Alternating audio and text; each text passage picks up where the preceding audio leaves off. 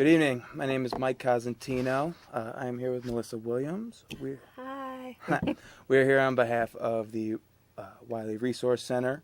And tonight we have a very special show because we are going to be talking about an ordinance that the two of us have been working on personally. Yes. First, Melissa has an announcement real quick for Wiley Resource Center. So we want to make sure that we let you all know we have a project that we've been working on since probably about, I would say, May of this year with students from Orr High School. And they're going to be performing a mock trial. And it's going to be next week on next Wednesday. So that's about a week away. We're going to be over on Harrison and Kedzie in the courthouse. The students' trial will be presided over by Cook County Judge Tommy Brewer. And so they're going to be presenting a case, State versus Andrew Madison. We really like the community to come out and to support these high school students in their mock trial. And we're not going to just have you sit there. We do have refreshments that are planned before the trial begins, and you will be the jury. So you will be listening to the case and you'll be making a decision about who should win this case. Should it be the prosecution or the state? Or should it be the defense, those folks that are defending Andrew Madison? This is a great opportunity to see some of the best and brightest in our community giving back to their neighborhood and doing something positive. This is the first cycle of this program that's being funded by the state of Illinois with the support of State Representative LaShawn Ford. And so we'll be doing this again, but we're really hoping that you'll be able to come out and join us next Wednesday. And that's going to be August the 27th, 6 p.m. Awesome. Thank you, Mel. Now, like I had mentioned, we're actually here to talk about an ordinance proposal that Mel and myself have been working on.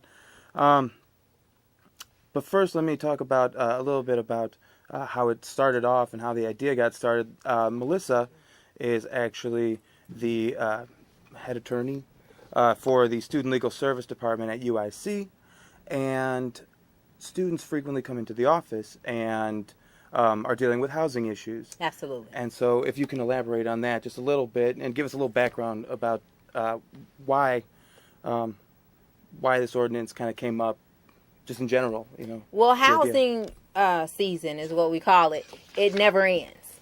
We're getting ready to start next week our fall semester, through the spring semester, through the summertime at UIC. And the things that affect our students affect citizens that are all over the city of Chicago. And our students live all over the city of Chicago because UIC is a commuter school. What we started to see really disturbed us. To be quite honest with you, when I finished law school in 2003, the first job that I took was with the Lawyers Committee for Better Housing in 2004. And we saw the same conditions back then. You know, we were seeing situations with rodents. We were seeing situations with lead. We were seeing situations with, just horrible, deplorable conditions in people's units. Recently, since the polar vortex, we've seen a lot of mold conditions that have arisen, and mold really affects people's respiratory system.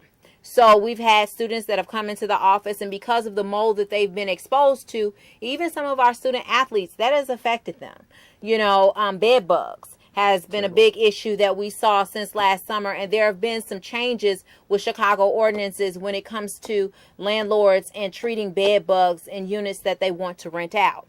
So what we want to see is not only that conditions be improved for tenants around the city of Chicago, but we also want to see our landlords properly trained to know what the laws are so that they don't end up in situations where they're in court. Maybe they do have a bad tenant that's not paying rent, but they can't seem to get that tenant out because of the fact that they don't know what the laws are. So, when I start to talk with our law clerks like Mike that's sitting here, that worked with us at UIC, the folks over at the Lawyers Committee for Better Housing, and the folks over at MTO who couldn't be with us on this evening, we said, let's do something. Let's bring this to the attention of some folks. We spoke with Alderman Fioretti, who is the alderman in the area where UIC is located. And, we're really looking to our aldermen and aldermanic candidates as well as our mayor and mayoral candidates to get behind this. And let's not make this a situation of tenants versus landlords. Let's bring everybody together and let's improve the situation of housing in the city of Chicago. Absolutely. And again, we are a call-in show, and it looks like we got a caller right now. Go ahead, caller. Hello.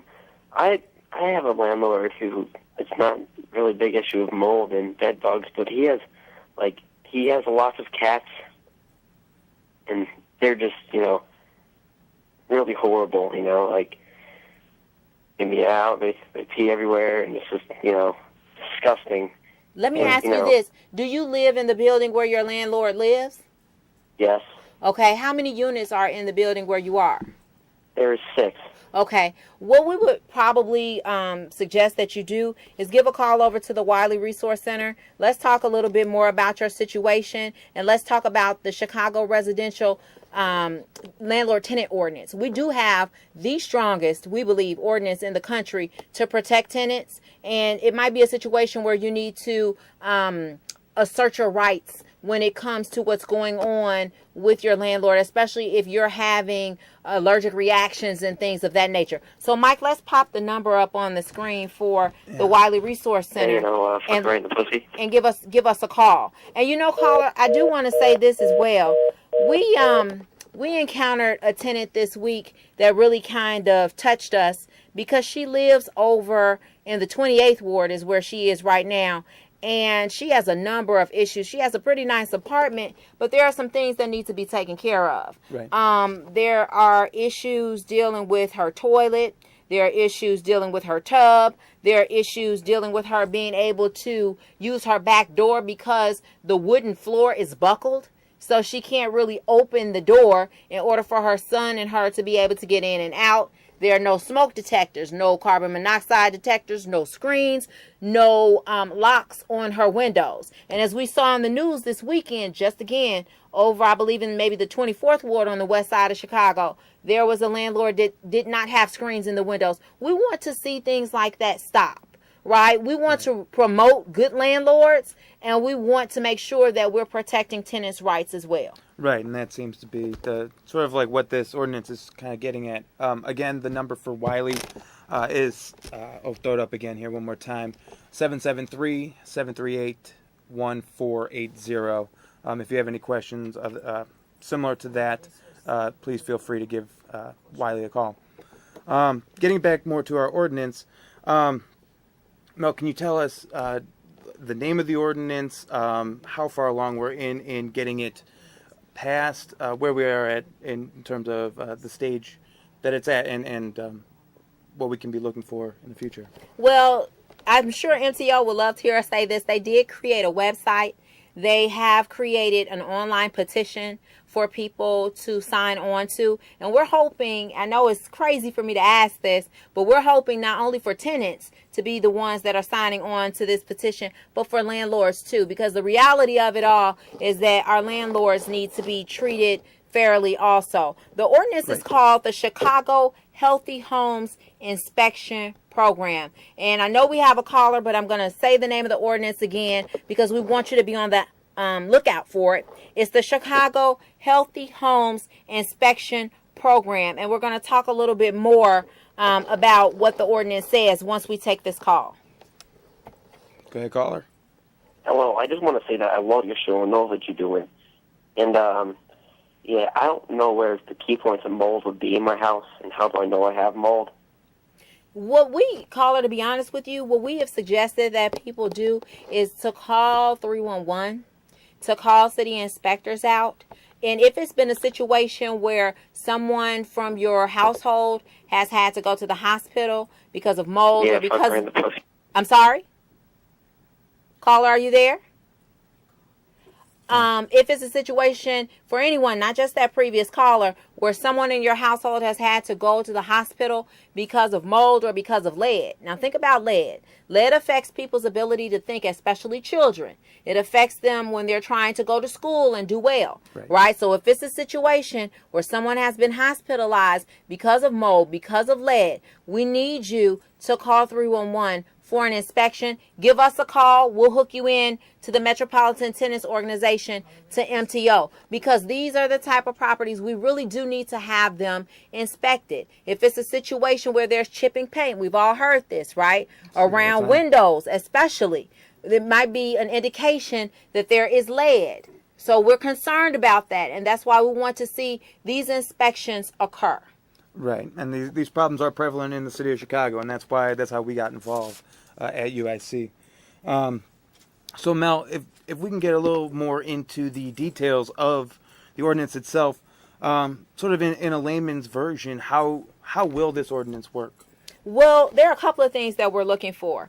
One of the things that we saw when we're working with our students at UIC, and I'm sure LCBH and MTO have seen with the citizens who are just living out in Chicago as tenants, is flooding sometimes in basement units. And we get a little concerned about whether those units are legal or not. Right. So that's one of the things that we want to look for. And we wanted to see a program that is not just based on when a report is made, like when someone calls 311 and asks for the inspectors. We wanted to see a proactive program like they have in Los Angeles. So one of the things that we did in our office is to begin to research different states and different places around the country that have a similar ordinance. How did it come about for them? How did they make it a reality? So one of the things that we noticed was that it had to be a proactive program where we're working hand in hand.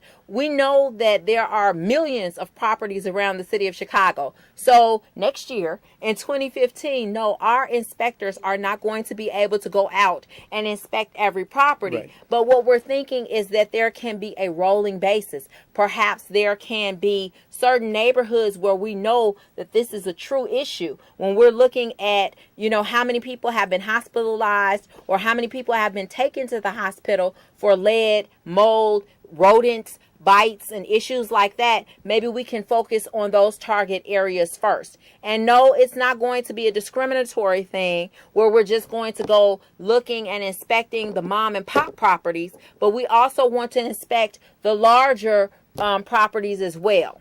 So that's one of the things that we're looking at. We would like to see a fee paid, not a huge fee, guys. We're not saying that we want to see people paying thousands of dollars in order to register with the city of Chicago and get their units inspecting. We're looking at something even less than $50 a unit per year. We're looking at something less than that. Right. I guess that was going to be my follow-up question. What effect does this have on tenants? Obviously, if we're looking at fees, how is that going to affect somebody that's living in a moldy basement apartment? What effect is that going to have on them? Well, if we looked at, for instance, one of the numbers that we saw was $36, I think, a year.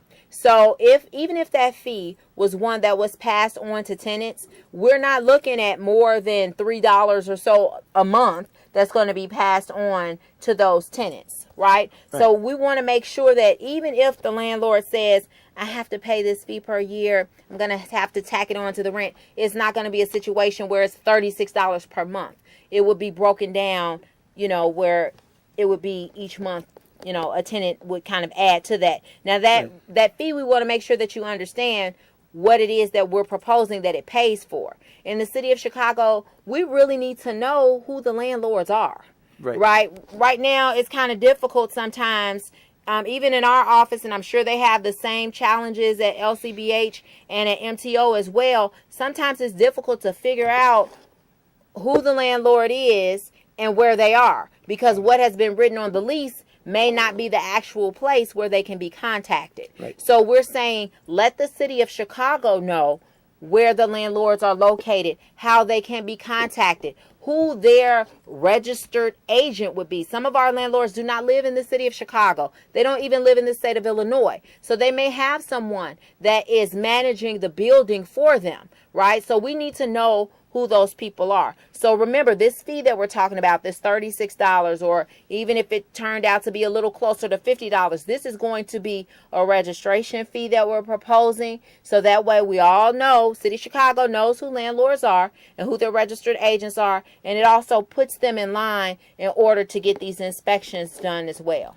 Right, and on top of that, it's $3 a month to rid yourself of unsafe living conditions. And to let us know who our good landlords are. So many times we hear from people that are frustrated. They're trying to be the very best landlord that they can be. This is not just a side hustle for them. You know, they see this as a business, right? So the other thing that we're proposing is that there be a landlord class that is taken. The first year that this is instituted, we would like to see people take this class live. We would like for them to be able to ask questions. What is the Chicago Residential Landlord Tenant Ordinance? What are my responsibilities under this ordinance? What is the bed bug ordinance? You know, right. What is it that I am expected to do as a landlord? What is this thing about security deposits? Or what's this thing about I need to change the locks between tenants according to a new law that was passed in the state of Illinois? People don't just randomly go research laws. We don't even do it, and we're into the law. Right. You know, so we would like to see this be a fair opportunity for landlords to be trained on what their rights and their responsibilities are as well. So again, this fee that we're talking about, you register with the City of Chicago, you get an inspection, right? Hopefully we're looking at maybe over a 5-year period, we'll be able to get most of the units inspected. And then on top of that, get that training course, right? After that first year, we're thinking it can be an online thing. It's up to you if you want to take it live again. It's up to you if you want to get that certification that says I'm one of the best landlords in the city of Chicago. We obviously would love for our landlords to have that attitude, but we just at least want to make sure that you have the ability to know what your rights and your responsibilities are in a fair way as well. It's also a great selling point for any landlord that's out there trying to, find tenants. I guess my next question would be, how about a landlord that's violated this ordinance? What effect will this ordinance have on them? Well, that's again, the city of Chicago, we're hoping everybody's willing to work hand in hand, right? So we're looking at a situation where an inspector comes out.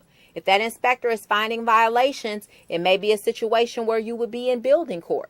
You know, one of the things that really frustrates us is when we hear a landlord say, I don't really feel like fixing that. And it's something that is pressing. It's not really an option to say, I don't want to put screens in the window and a person right. lives on the second floor and has a toddler. Right. So one of the things that we're saying is the city of Chicago would obviously have to be involved from the point of the registration as well as the inspection, as well as bringing into building court any violators as well. I think you got a couple of callers, Mike. It looks like we got a couple of callers. Go ahead, caller.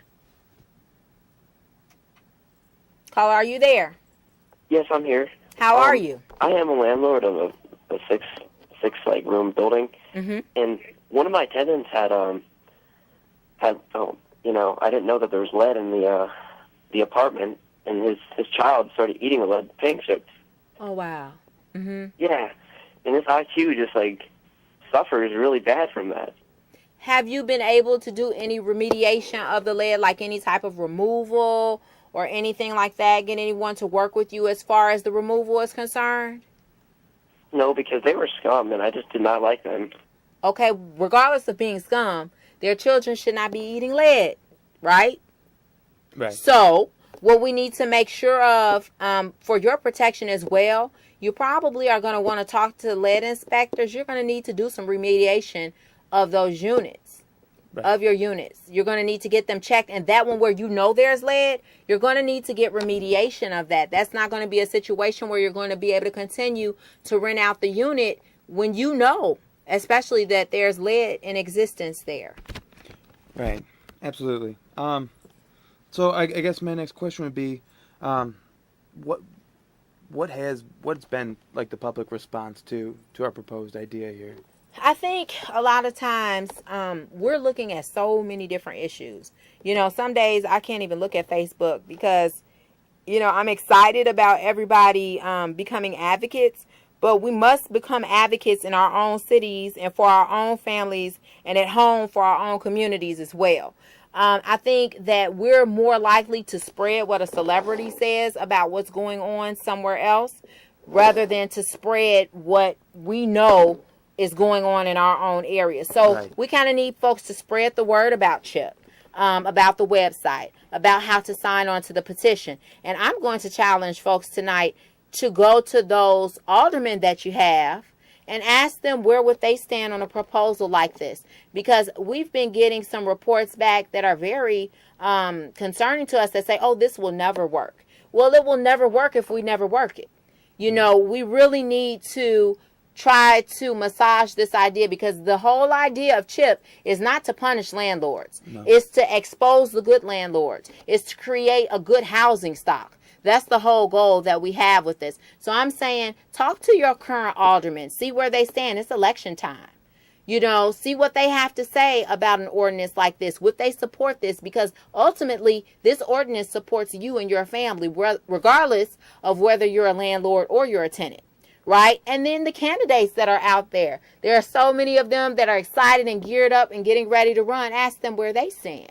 And not just the aldermen, but I would, venture to say, call over to the alderman's office, talk to the candidates that are out there, as well as maybe writing in to Mayor Emanuel, see where he stands. And the candidates that are out there that are saying that they want to work for you as your mayor, I would ask them where they stand on this as well. There are so many things. It's not just police brutality or unemployment. It's all of this stuff together, right? And we have to be willing to work piece by piece in order to get things resolved. So this is something that you can work on specifically for you and your family when it comes to your housing, if you are a tenant or if you are a landlord.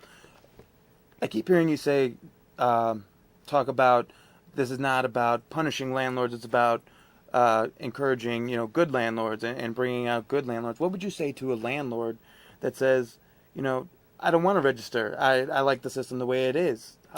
I mean, there are a lot of things that we might like the way that they are. We might want to carry a gun and we don't want to go through the process in order to be able to do so. But the rule, at some point, it has to be the rule. We can't just say, and we all have people that challenge us in different ways, but we can't just say, I don't like that person, so I don't really want to fix up anything for them while they continue to live there. Right. We've got to work together in this system to figure out who is this that's in business, because that's what this is. Who is this that's in business as a landlord? Just like you want to know who your tenants are. Right? Absolutely. You don't want tenants to come to you and say, I'm not going to tell you my name, but I really want to rent this unit. I'm not going to rent them that unit. Right. Absolutely. So let's not see it as such a negative. We have talked to some of the folks from the Realtors Association as well. People are telling us the Realtors Association, they're going to push you guys back and they're going to cut you down and they're not going to go along with this at all. We really want to encourage people to understand this is not a situation where we want to punish landlords or drive landlords out of business. In fact, we want to see more landlords feel comfortable in going into business because they know what the rules are for this business. Right. So the follow-up question to that would be, how is this ordinance going to be enforced? I mean, it's like you were talking about earlier, we have this 5-year span that we'd like to have it implemented within. But what's the process, for, say I'm Joe landlord, how is the city going to make me do this? Well, a couple of things. The ordinance is just a proposal right now, right? You guys remember how we used to watch the little show that talks about how a bill becomes a law. Well, we're in Chicago, so we deal with ordinances, right? So how this little baby proposal can actually become a law is where we need to start first. So we've got to get the word out to everybody about CHIP and what CHIP does. We've got to gain support for what CHIP is and what CHIP does, right? Once it's passed into law, there will be a time frame where you'll be able, and I'm not talking about a month, we're talking about like over the course of a year where you'll be able to register and you'll be able to pay your fees so that the process can start for landlord training classes and inspections and things of that nature. And again, we were talking about, that's a continuing process too. And after you go to that first class, it may be available online, and it may be, every other year you have to keep checking in and just keep your registration anew. Right, because we want renewed registration, but it's up to you if you want to keep taking that class after the first time. Well, excellent. Thank you, Melissa. So it looks like we're pretty much coming to the end of the show, Mike. I hope that we put some good information out there for people as well. Absolutely. And again, our number is up here. If you want to call Wiley, it's 773-738-1480. Thank you. My name is Mike Cosentino. This is Melissa Williams, and we'll see you again next week.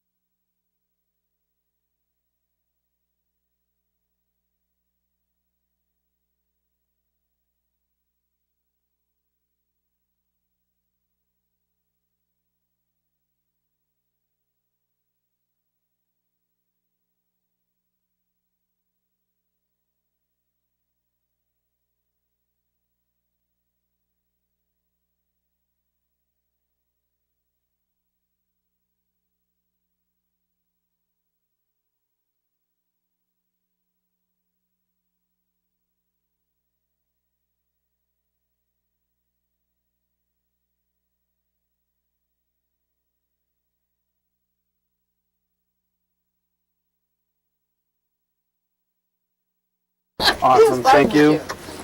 I'll take my glasses.